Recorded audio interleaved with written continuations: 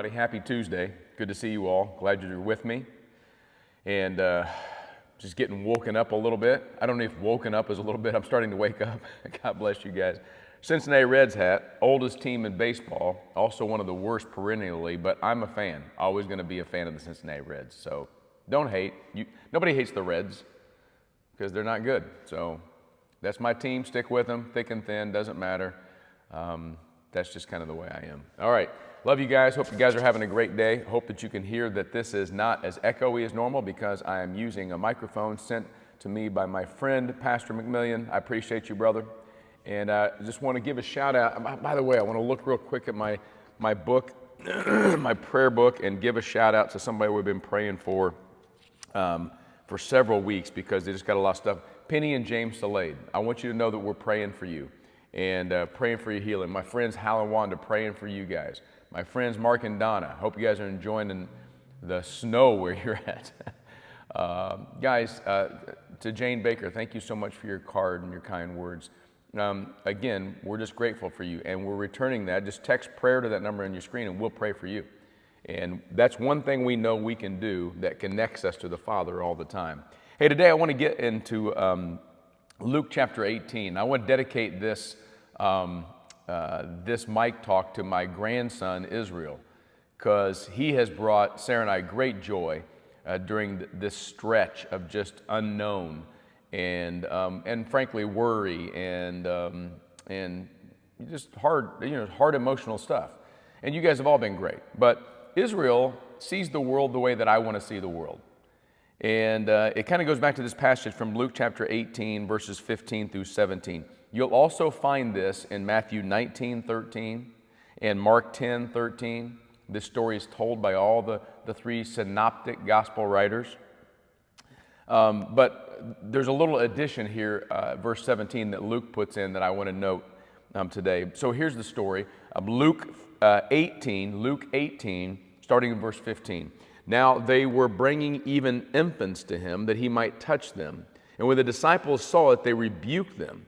But Jesus called them to him, saying, "Let the children come to me.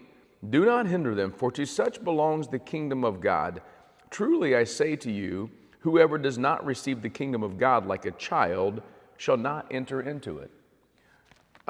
You have to let the little children come to me because of such belongs the kingdom of heaven. In fact, if you don't receive the kingdom like a kid, you're not getting in. Now, those are pretty powerful words, and for a long, long time, theologians have tried to figure out what exactly was Jesus saying. Was he talking about their innocence? Is he talking about their trust? Is he talking about just the way they see the world and just how without sin they really are, how they get along? There's a lot of things we could say, but you know what I think when we start analyzing this saying about Jesus? What I think is that we're overanalyzing it, thinking like adults. We're trying to go, as adults, we're going, okay, what's Jesus mean? Because if I can act like this kind of child, then I'm in the kingdom. That's not what he's saying. He's saying, just watch a kid. We had a chance the other day to be with Israel and just do everything we could. We went to a park and just see the glee. When was the last time you slid down a slide? I did. I hit my head and got a little bump up there. When's the last time you slid down a slide just because it tickles your tummy? And then we went for a walk on the trail, and he was amazed when he saw what we call I was going to say a hedgehog. It's not a hedgehog. One of those bigger ground squirrels. I'm not awake this morning. Sorry, but we see a little animal on the side of the road, on the side of the trail, and he's like, "Look, Papa." Or he can stand and he can stare and he can see an ant. Or he can stand on a bridge and watch water go under it and want to throw little sticks and things into it. He was chasing a duck with glee, just a smile on his face. And I'm going, that's how I want to be. See, in Jesus' day, children weren't very valuable. They were just in the way until they grew up, until they became men and women. But Jesus says, don't hinder those guys. Let them come to me. Because they're a picture of kingdom living. They're a picture of what it means to be in the kingdom. What am I saying? What I'm saying is today, start off in the Word of God as you have with me. Spend some time in prayer. Dedicate your day to God above. And then go skip. Go laugh at something silly. Go say something silly. Go watch a cartoon. Go for a walk and look for animals, squirrels, bunnies. Groundhogs is what I was looking for. That's the word, groundhogs.